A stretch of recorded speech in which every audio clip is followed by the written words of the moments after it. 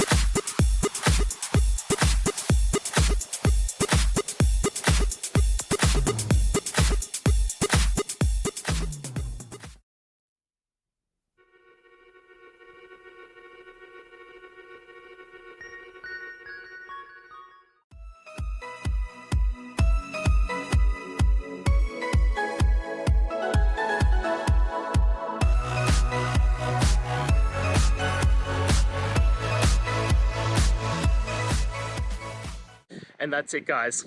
I hope we've gone through the question and found that solution you're looking for. And look, if we did, please hit subscribe, I'd really appreciate it. And until the next time you need technical help, I hope you have a good one. Cheers.